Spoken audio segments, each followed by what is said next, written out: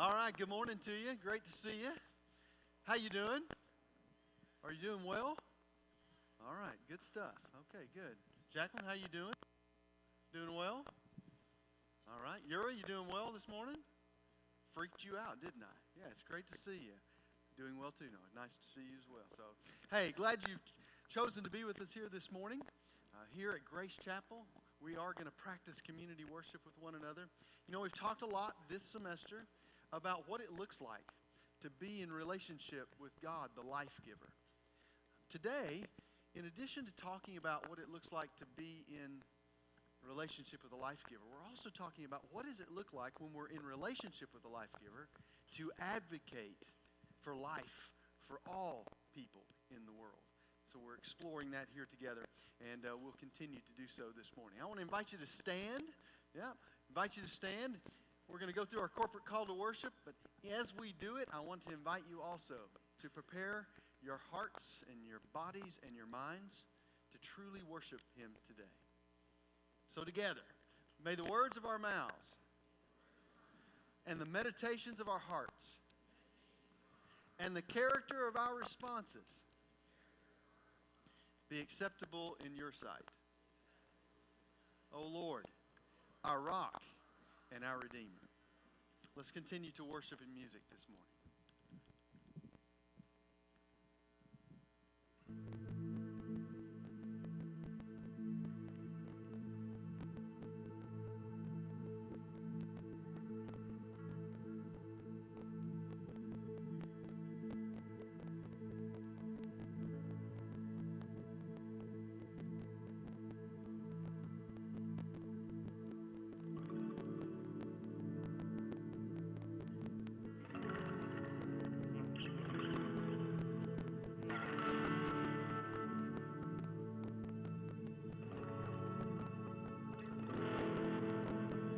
God of creation, there at the start, before the beginning of time.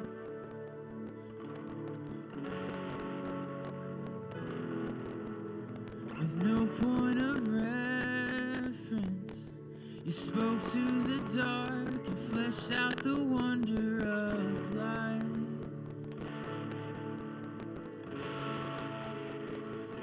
And as you speak, 100 billion galaxies are born. In the vapor of your breath, the planets form. If the stars are made to worship, so will I. I can see your heart in everything you've made. Every burning star, a signal fire of grace. If creation sings your praises, so will I.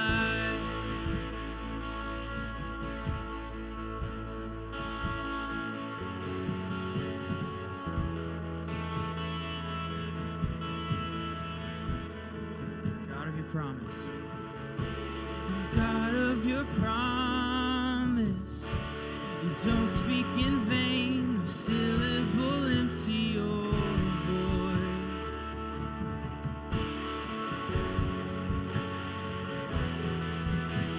For once you have spoken, all nature and science follow the sound of your voice.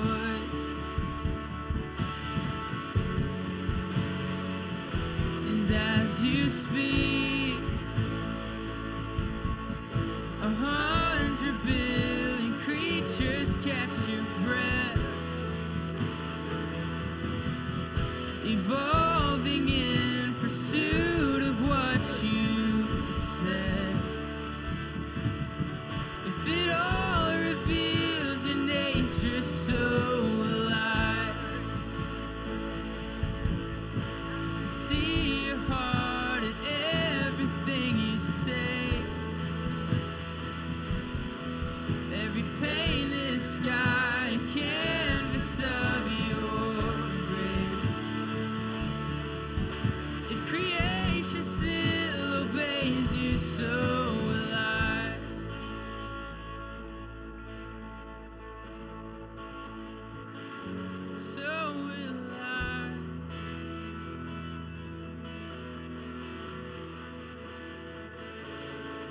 If the stars were made to worship, so will I. If the mountains bow in reverence, so will I. If the oceans roar your greatness, so will I. For if everything exists to lift you high, so will I. If the wind goes where you send it, so will I. If the rocks cry out in silence, so will I. If the sum of all our praises still falls shy, then we'll sing again 100 billion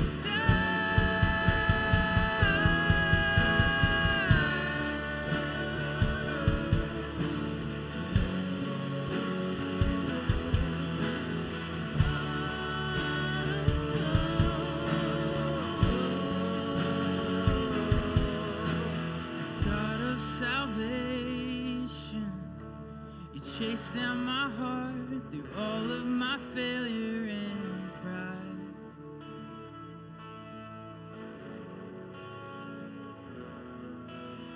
On a hill you created, the light of the world, abandoned in darkness to die.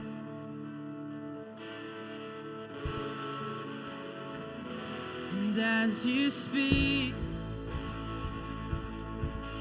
100 billion failures disappear.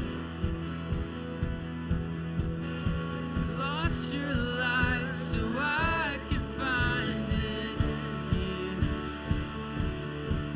If you left the grave behind you, so will I. I can see your heart in everything you've done. Every part designed in a work of art called love. If you gladly chose surrender, so will I. I can see your heart in everything you've made. Every precious one, a child you died to save. If you gave your life to love them, so will I.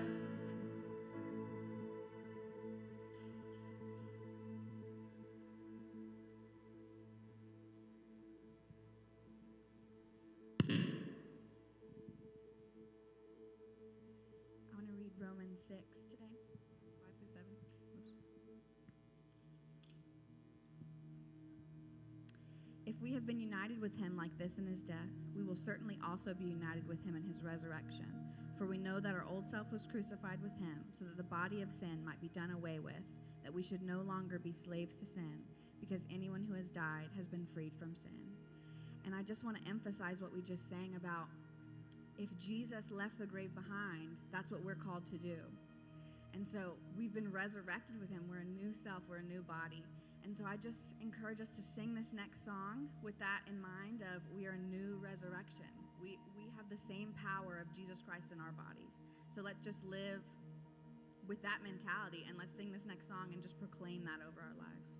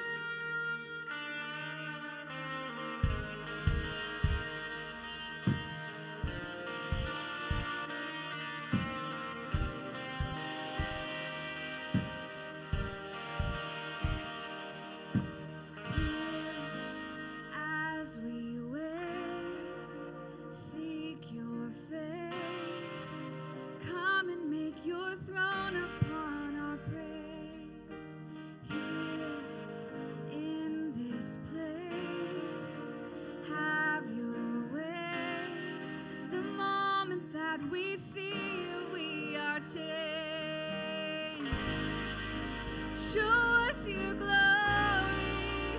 Show us your glory. In wonder and surrender we fall down.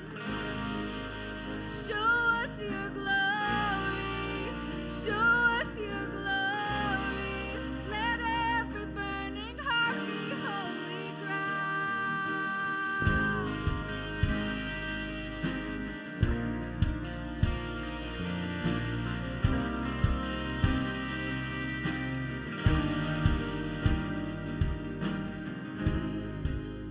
Not by power, not by might, but only by the cross we come alive.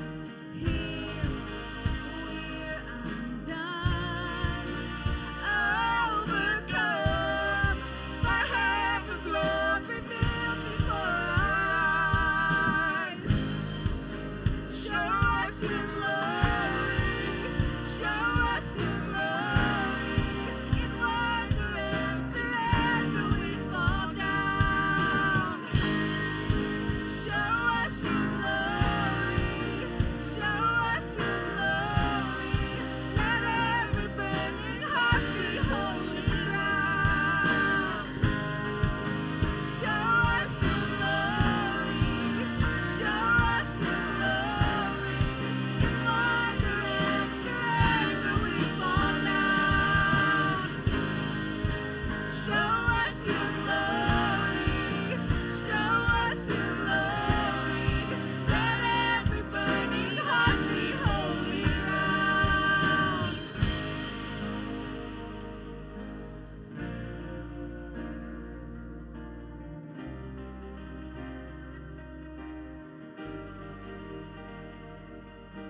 Chains fall, fear bow here now. Jesus, you change everything. Lives healed, hope found here now. Jesus, you change everything. Chains fall, fear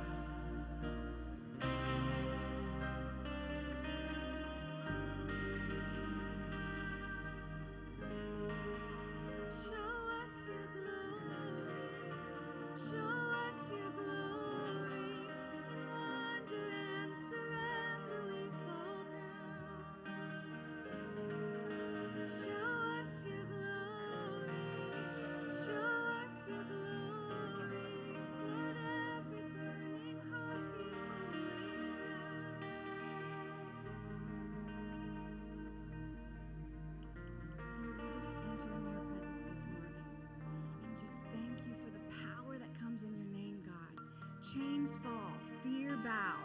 Here now, Jesus, there is power here. You are here, God. Let us just listen to what you have for us today. Let us just see you for who you are, because when we see you, we are changed, God.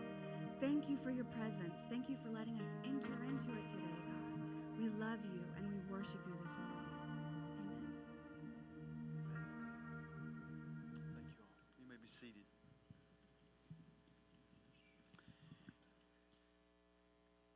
It's been great to have Jay Watts with us from Life Training Institute. He's led us on a great exploration and discussion about what it means to advocate for life for all. One of the things I said yesterday that I want to repeat today that I like about LTI is that they really do give themselves committed to telling the truth in the world.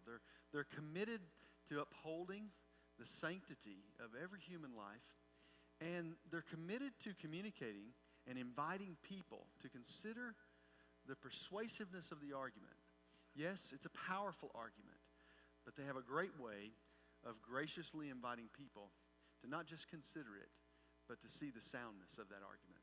We've seen that over these last 2 days as Jay has shared with us, but he's done more than that. He's engaged us outside of these contexts, shared his story with us, and it's been a very, very rich experience. And so I want to invite you here in these next moments to continue to worship with your minds.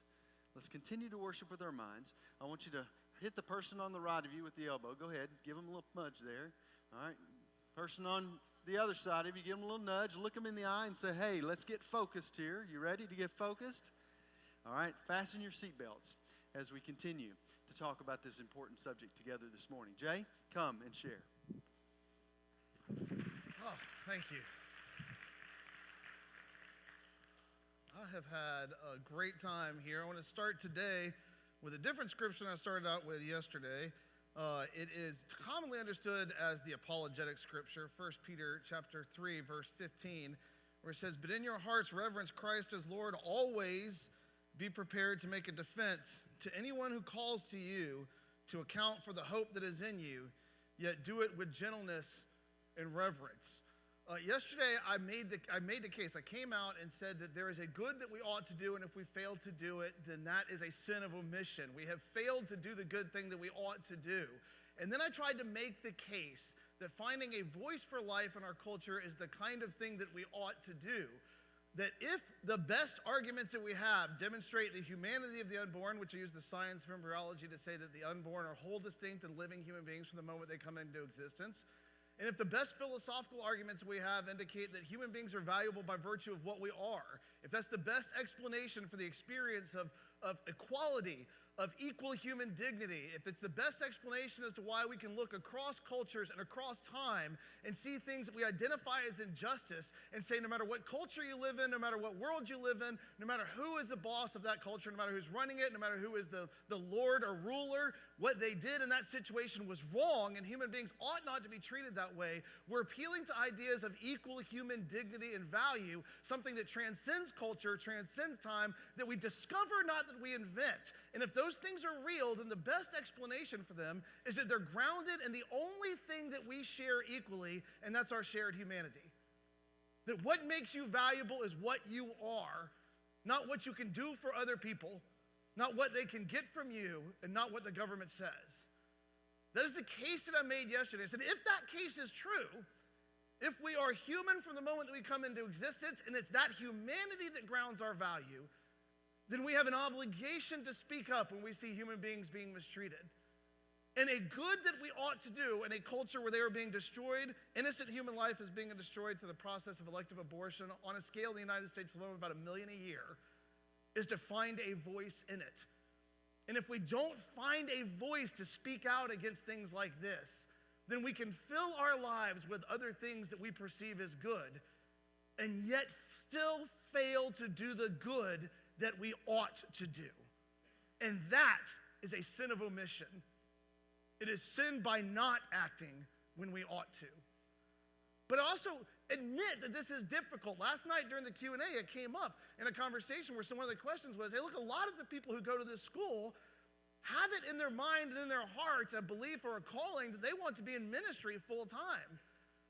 And this is a divisive subject. It's something that's likely to upset people. What do you tell them? And when we were having that conversation, I said, look, we have to. Those of us who believe that God has called us out to work in ministry where we stand before people and try to guide them towards truth and good and the things that will bless them and benefit them in this world, we have to be less afraid of the bad opinion of the audiences that we are talking to than we are of not being right with God. Our main objective has to be that we are in line with Him and His will for our lives. And sometimes that's going to mean the audience doesn't like what you have to say. Sometimes it's going to mean that you're going to have conversations with people that they don't want to hear. There is absolutely no way to tell anyone. Let's just look at the gospel. It's offensive by its very nature to those who have to hear it, who have not already accepted the grace and mercy of God. I can tell you from being on the other side of this as an atheist that once heard it, when you tell me that I am living in sin and rebellion against God, facing judgment from Him if I don't accept His grace and mercy through the cross and the resurrection of Jesus, that is not a pleasant message. When what you're telling me is that I am wrong before Him, and I need to repent of my life, and not repent in the sense of just say I'm sorry, but to recognize the wrongness of the condition that I'm in, and that the only solution to that wrongness is the acceptance of Him as the way for me to be reconciled to God, that message is offensive. So what we're going to talk about today is bad ways that people argue, but in the sense to prepare ourselves to answer in recognition that we are talking about something that is by its very nature offensive, but just like the gospel of Jesus Christ, we don't want to add our own offense to the message. The message itself is hard enough. What I don't want to be is be a jerk while delivering it. What I don't want is for them to reject the message because the messenger is a problem. And there's no way to be good at talking about difficult things without making effort to be prepared like that scripture says. And preparation requires effort. And when I'm not doing this, I have coached kids for years. In the last several years, I coached lacrosse. And I've coached players at a very high level, preparing them to take a level to the step to the elite level in lacrosse. And one of the things with both girls and boys that I have coached, I have found, is when they get older, when they reach that high school level, they kind of rebel against the idea of needing to take up weight training or strength training. And I have to tell them that training, that repetition, that preparation, what it does is it gives you strength. And everything is easier when you're strong. Everything is easier when you have strength. Every throw is easier to make. Every check when you run into somebody has more power with less effort. Every run is easier. As a matter of fact, some of the kids I train, one of the guys that I was talking to remarked, your guys get faster as the game goes on. I said, no, they don't. What happens is the other team gets slower because they get tired, and my guys have put in the reps. They've put in the time. The game is the easiest thing they do. The prep was where it was hard. As a matter of fact, Muhammad Ali has a great quote that I think where he said, I hated every minute of training, but I told myself, suffer now and live the rest of your life as a champion. You have the opportunity, whether you go vocational ministry or you just live your life as ministry for Jesus Christ, to be a champion in a far greater sense than what Muhammad Ali was talking about. You have the opportunity to bring peace and grace and mercy to people in a world that is divided and filled with those who are profiting and raising themselves up through exasperating those divisions. There's never been a greater time for you to bring peace, but you bring peace with the truth. And when we recognize that the truth is hard to hear, then we must make effort to be prepared to deliver that peace through truth by being as inoffensive but as effective as possible in our arguments. So I want to tell you a few bad ways that people argue when I engage them. I want to start off by saying Greg Koukl, who I mentioned yesterday when I talked about the daddy, can I kill this argument? He said, he wrote in his book, Tactics, and if you have not read Greg Koukl's book, Tactics, it is one of the only books outside of the Bible that I universally recommend for people to read. If you want to know how to engage people on difficult subjects, you must read the book Tactics. And what he says in that book, very at the beginning, is that if in any conversation of this sort, if anyone gets mad, you lose. That's a terrible weight to take into a conversation. And sometimes it's impossible to keep the other side from getting mad. But it also was a tremendous admonition that I've lived with my entire life in this public ministry that I work in. Because I want to go into every conversation recognizing I have a responsibility to, as best as I can, manage the emotions of this conversation. And when they first made, let's look at the first bad argument. I mentioned this a little bit yesterday, and we're going to expand on it right now.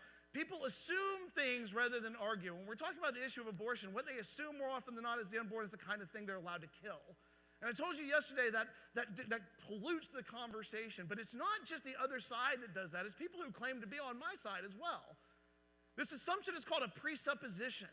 And presuppositions, what happens in our conversations is that when we bring ideas that we've already decided upon into our arguments, they corrupt our entire thinking process. And so we have to be good at pointing out these presuppositions. We have to train ourselves to be able to show people that they've already made decisions, but they're not arguing for those things. Because when it comes to the value of human life, every single person has a responsibility to argue their position. I say that the unborn are fully human. I say they have value by virtue of what they are, and I make an argument using science and philosophy. The other side doesn't just get to say, I don't think they are. They have to explain to me then what they think they are. I've answered the question, what are the unborn? Now it's their responsibility to do the same. But when they appeal to things that assume that the unborn are not human, it can be hard for us to see it. One of the things that we always try to encourage people to do is to ask this question: would they use this as justification for killing a 2-year-old?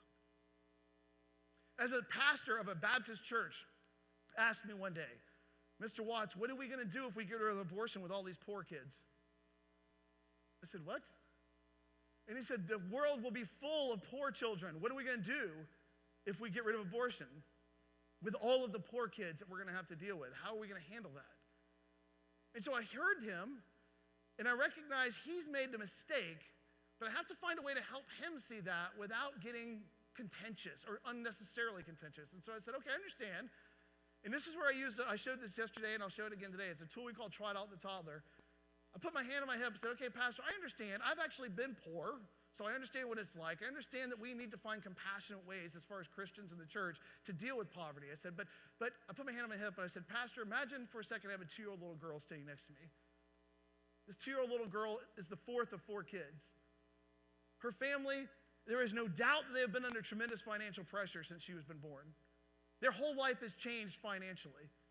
The father has had to take on more work. The mother is now having to work. None of the other children are getting the same attention from their parents that they got prior to this child being born. There is no doubt that this financial stress is serious. They're living paycheck to paycheck. They're 1 month away and one bad event away from financial crisis. Would it be okay with you if I killed this 2-year-old little girl to relieve this family of the financial burden she's placed on them? What do you think he said? No, yeah, immediately. He said, no, of course not. So I asked this question, why? And he said, what do you mean why? I said, why? Why isn't that okay? It'll help the family. He said, that's ridiculous. I said, no, it's not. This child has placed them under a financial burden. Why can't we kill them? And he finally, after some back and forth, he said, we can't kill human beings because they're expensive. I agree with you. So if the unborn are human, in the same way this little girl is, then we can't kill them because they're expensive either. There is a real need to develop compassionate ways to deal with poverty, but we both recognize we can't solve poverty by killing the poor. So the question is, what is the unborn? Are they like this little girl or not? I'm going to argue that they are. You have to argue that they are not if you want to kill them. You don't get to assume it. You have the responsibility of making your argument. I will make mine, you make yours. You see this also in things like what we hear a lot, the back alley abortions, where people will come to me and they'll say, if we make abortion illegal again, women will be compelled or forced to get dangerous abortions in back alleys where they died by the thousands. The word was 10,000 a year. By the way, that number is completely fraudulent. Bernard Nathanson was the person who came up with that number. He admitted that they made it up after the fact. As a matter of fact, the number of people that died per year was somewhere depending on whether you believe the CDC, that had it, I think, like 63 per year, up to other people who give more liberal or progressive views, about 500 a year, but it was never anything close to 10,000 a year. That number was completely made up. But that doesn't matter, because that argument assumes that the unborn are not human. It assumes that they're the kind of thing that's okay to kill, although it's harder to see there.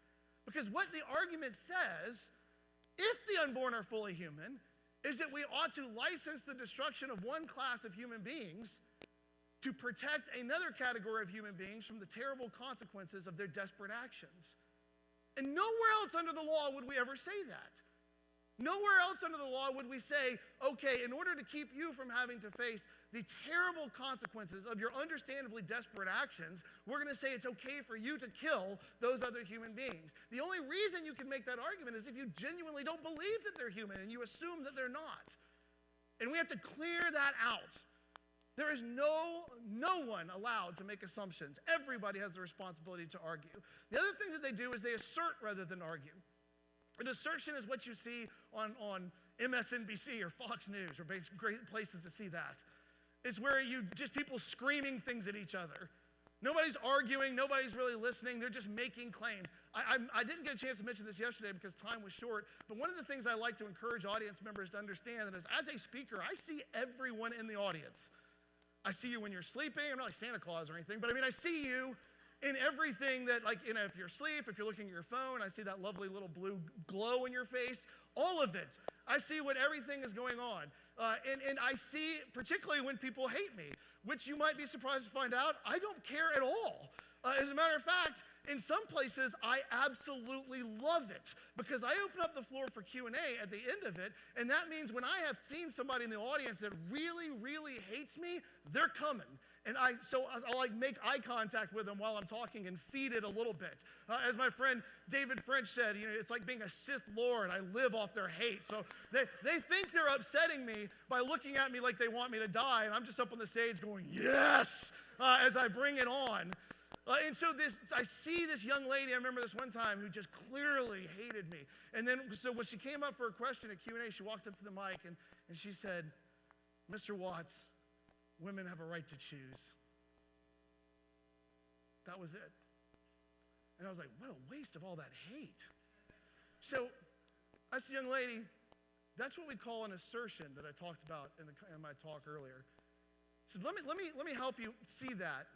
Let me say something back to you and how you respond to it. I said, women have a right to take. Women have a right to take. I said, how do you respond to that? And she said, take what? I said, exactly. Choose what?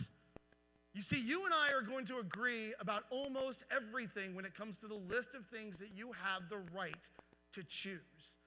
But the question on this particular issue is, what is the unborn? And if they are human in the way that I have argued for, and if we have basic duty and responsibilities to all other human beings, minimally, not the least of which is just to not kill them. If that's where we are, then that is a morally illegitimate choice. The same way, if I said to you, should you be free to walk across the room, seize the possessions of one of your classmates, and keep it for your own against their will, should you be allowed to do that? And she said, of course not. I said, why not? She said, because that's stealing. I said, that's right. We both believe that women have a right to take, but there are some takings that are illegitimate. We both believe that women have a right to choose all sorts of things. Almost every place you and I would agree. But there are some choices that are morally illegitimate. That's the question. What is the nature of this choice? But an assertion is where we just, as Greg Cunningham says, yell conclusions at each other and never do the hard work of arguing. We are going to do the hard work of arguing. And when people assert, we're going to point out, we don't get to do that. You don't get to do that. I don't get to do that. We're both going to be reasonable and make a case for our position. No asserting. The other thing that we do, is I talked about yesterday, was we confuse moral claims and preference ones. I talked about Coke versus Pepsi. I like talking about Coke versus Pepsi because it usually ends up with me getting Coke, and that happened last night because I was given 2 Cokes by my lovely host at the end of the night, so I have one of them I'm drinking backstage right before I came on. I used to talk about my love for bacon before I would talk and my daughter's hatred of bacon, but I had to deal with people afterwards after I talked about abortion for an hour, people would actually come up to me and yell about eating pigs. It's like, are you serious? This one woman came up to me and thinking, I figured what I've already talked about is controversial, and she says, you shouldn't eat pigs. I said, why? She said, pigs are smarter than dogs. I said, so you want me to eat dogs then? And she got really mad. She goes, that's not funny. And I was like, it's a little funny. It was a little funny. Like, you got to give me that. I mean, come on. It was quick. It was on point. So you're going to hear people say things, though, like I shouldn't be allowed to tell other people what they can do. Now, I talked yesterday about when I hear that from the other side, and they say things like, if you don't like abortion, don't have one. And they're confusing like versus wrong. And those are 2 different categories that we're talking about. What I wanted to talk about this morning very briefly are the people who claim to be on my side that say the same thing. I got done speaking at Indiana, at a school in Indiana, and I was walking out the door, and this young man was chasing me down the hall. And I said, Mr. Watts, can I talk to you for a moment? I said, yeah, sure. What's your problem? And he said, I agree with everything that you said. I agree with what you said about the value of human life. I agree with what you said about the identity of the unborn, our basic duties and obligations to them. I am personally pro-life, but I am politically pro-choice. And he said, how do you respond to that? I said, okay, and here's a clue, and you'll learn this if you read Tactics. Instead of immediately telling everybody what you think, it's a great practice to get into when somebody says something to you, to ask them questions and to give them the opportunity to clarify their position. Not just because it's a tactic that's helpful, but it's also helpful for you to fully understand who you're talking to. And so I asked this question. I said, can I ask you a couple questions? He said, yes. I said, first of all, why would you identify yourself as pro-life? And he said, well, I already told you. I agree with everything that you said. I think abortion kills human beings. He actually said, I think it kills babies. I said, okay. Now can I ask you this question? Why would you identify yourself as politically pro-choice? And he said, because I don't think I should be allowed to tell other people what they can do. I said, fair enough. Now here's another trick to having a good conversation. It's called narrating the conversation. If you're trying to get information from somebody, you take a moment, you say, can I revisit what we've said so far to make sure that I'm accurately reflecting your views? And I said that to him. He said, absolutely. I said, you told me that you personally are pro-life because you think abortion kills babies, but you're politically pro-choice because you don't think you should be allowed to tell other people to not kill babies. I said, is that what you said so far? And he sat there for a second and thought about it, and he said, that is accurate. That is what I said, but it doesn't sound right coming from you. I don't like the way it sounds. I said, well, you shouldn't, because it's wrong. Because you have made a confusion between objective moral claims and preference claims. You need to recognize that if we are making the argument that the unborn are human, and if that's what you believe, and if you believe the best arguments indicate that what makes us valuable is our humanity, then this isn't the kind of thing that you get to choose. It's not Coke versus Pepsi. It's not apples, red apples and green apples. It's not bacon versus not bacon, although I can't believe there's a not bacon group out there. It is life. It is right and wrong. It is good and bad. So that's a confusion of moral claims and preferences. Another thing is they attack the person rather than the arguments. This is one of the biggest mistakes that people make nowadays. It simply doesn't matter. You may find me completely disagreeable. You may hate me to your very core. You may think I'm ugly. You may think my breath smells. You may hate my suit and my shirt. And as some people oftentimes like to say, to get up and say, as one person said recently at a school in Michigan, you're a man. Which was not a surprise to me. She said, how dare you argue this? You're a man. And I said, you're right. I am a man. And I may be stupid. And I may be offensive. And I may be a jerk. And every negative thing that you may think about me may be true. But not one of those things addresses anything that I said. Because I argued using science and philosophy. And if you want to answer me, you have to answer on those grounds. I can't be wrong because I'm a man. Arguments aren't gendered. Arguments aren't sexed. They are sound or unsound, valid or invalid, right or wrong. But what they are not is male or female. And it would be ridiculous to any one of my female friends who work with me in my organization, or any one of the numerous women that I deal with in my life that all agree with exactly the same thing that I'm saying, and if we're standing here would say the exact same thing, that's called an ad hominem attack. To the man, you didn't answer my arguments, you attacked me. And that is a fallacy. And we should call it out every single time, to say nothing of the fact that in this particular case, it's completely unhelpful to them. They love Roe v. Wade. That was decided by 9 men. All the greatest philosophers that handle this until just recently when Kate Greasley started writing for the pro-choice position are all men. They have no objection to men siding with them. The objection is that I'm a man who disagrees with them. But that objection only matters if what I said was wrong, not if who I am is wrong. Who I am is immaterial to what I'm arguing. As long as the points that I'm arguing are science and philosophy, you answer on science and philosophy. We don't attack people. I may be stupid. I may be a jerk. I can be all of those things and still be right about this. So deal with what I've said, not who I am. And that should be a case of all arguing with all other people. Finally, they hide behind hard cases. They talk about, as we talked about last night at the Q&A, when the rape objection comes up. It came up at University of North Carolina, Chapel Hill, in a manner where they clearly, after talking to these people for 3 hours in a public dialogue, did not believe the unborn were human and things were not going well for them. And all of a sudden, this young man yelled at me, "How dare you come to this campus and say that a woman who has been raped should be forced to have her child? How dare you say that that's fair? How dare you come here and say that today?" And after about an hour of them feeling badly about themselves for not doing well in their arguments, they suddenly felt charged because they all knew this was tough for me. And the energy changed and they all got a sense of yes and were pushing back. And the first thing that I said was, I have never, ever in my life said that there's anything fair about what happens to a woman who's been raped. There is no such thing as fair in the face of such a great moral evil. When something terrible happens, when a great moral evil happens, we are unfortunately put in a position where we have to figure out what's the best thing that we can do with the bad thing that's happened. And it's possible that a scenario can exist where good options or easy options have been removed from the table. I believe that rape is a great moral evil, and I talked about the need as a society to deal with it more effectively, and I've actually written an article on this subject for Christian Research Journal.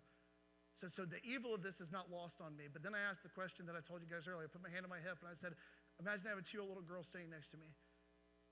This 2-year-old little girl, at least once a day, every day, her mother is going to look at her and remember the worst thing that ever happened to her in her life. And it's not happening all the time. It's not a constant thing in her life, but just let's say once a day. Once a day, she looks at this child and she remembers the worst thing that ever happened to her. And for a while, for moments, for however long we need to imagine this, she goes through real deep, profound depression. Would it be okay with you if I killed this child to relieve her mother of that reminder of that painful past event? And that group of people that just a moment ago were charged up suddenly deflated a bit as they all said, no, of course not. Why? Why isn't it okay? She's genuinely struggling with this every day. It's not constant, it's not all day, but it does happen. And they conceded because we cannot kill human beings because they remind us of something terrible. And they said, you're right. So if the unborn are human and we are put in a position with the rape, the moral evil of rape to find the best that we can do with this horrible situation we've been confronted with, I'm not convinced that that's the best option we have. I'm convinced that there's better that we can do for the women, there's better we can do as a church, there's better that we can do as a community. And if you are convinced that our best option is to kill the child, to license the killing of the child, even if it's a valuable human life, then you're gonna have to do more than just make me feel bad about rape, because I already feel bad about it. You're gonna have to argue for that position. They hide behind the hard cases because immediately what I asked them was, but let me ask you this. I said, we spent the last 3 hours talking about this issue, and you guys have failed to offer any justification for it. The one time you got close to getting me was when we started talking about rape. That accounts for about 1-2% of all abortions in the United States, tops 2. Would you then join me if I said I'll table rape for the moment and set that aside, would you join me then in advocating for the end to the other 98% that have nothing to do with this? And they said, no. I said, why? Because you don't think rape is the reason abortion ought to be legal. You just brought it up to make me look bad.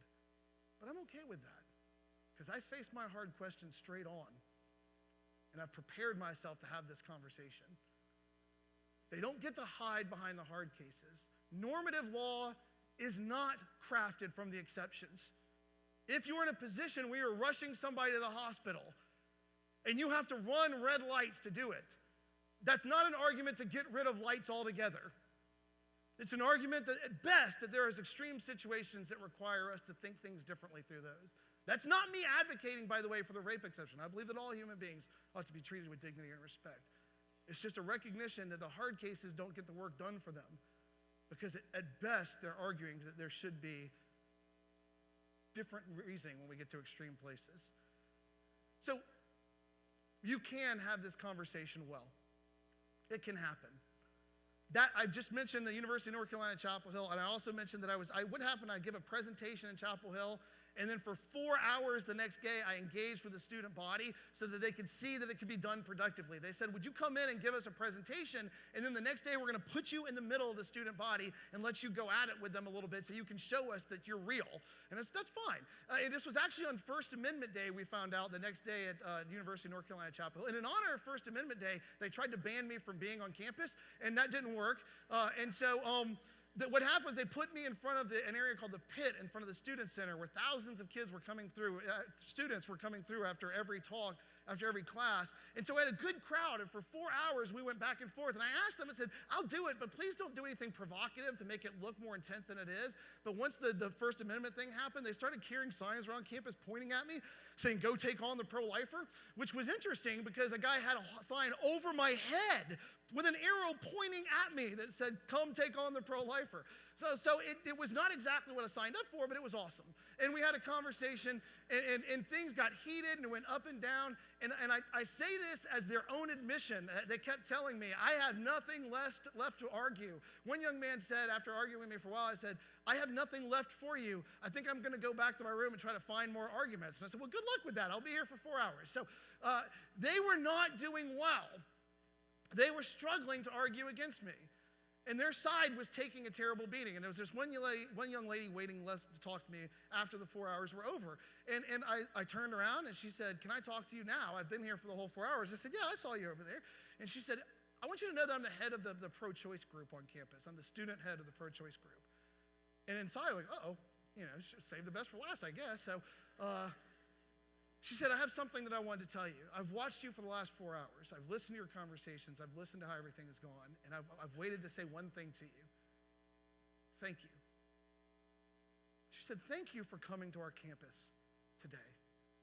Thank you for the way that this conversation went. She said, that was amazing. She said, for 4 hours you stood in the middle of that, and people got angry, and you never responded with anger, and people got frustrated, and you always responded with respect. And at the end of the day, what happened was something that was very important to me was talked about for 4 hours in a respectful and dignified way that we never see on this campus. She said, I loved it.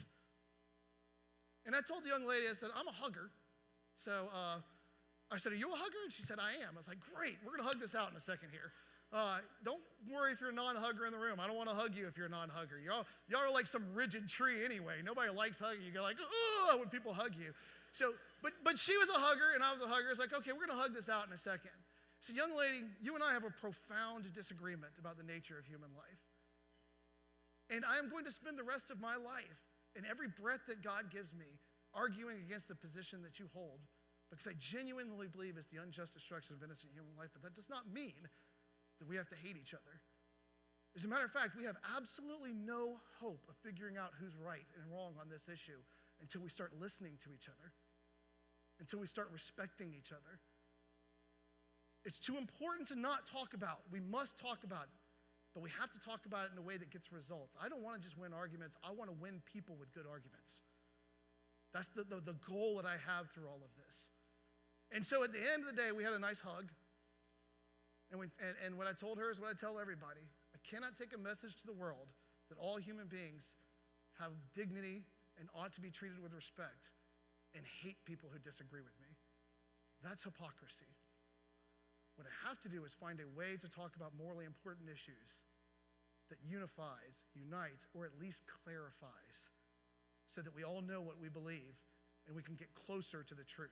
That's the point of arguing, to get as close to the truth as we possibly can. Let's bow our heads. Heavenly Father, I thank you so much for this opportunity to come here today and yesterday. I thank you for the conversations that we've had on campus. I thank you for the willingness of this campus to embrace this issue, to invite a speaker in, even though it wasn't me, that you would bring me here and let me be a part of it. I thank you, God, for the spirit that I was met with by every one of these students, and I pray that this isn't just a today thing or a yesterday thing, but that all of us, every one of us who've enjoyed the last couple of days, take this with us and chew on it, and that we look for your wisdom through this. I pray that we grow in every way a profound respect for the image bearers of God, that we see the people that we encounter as your image bearers, and that we treat them as such. And that all people, no matter how awkward, no matter how much they disagree with us, no matter how uncomfortable we may be with certain aspects of them, all people, we foster for all of them a recognition that they are yours, just as we are. And that we find a way to bridge that gap, those gaps that exist between us, by preparing ourselves for conversations. And I just thank you, God, for the opportunity to talk about important things. In Jesus' name we pray. Amen. Thank you for my coat. There you go. There it is. Yep.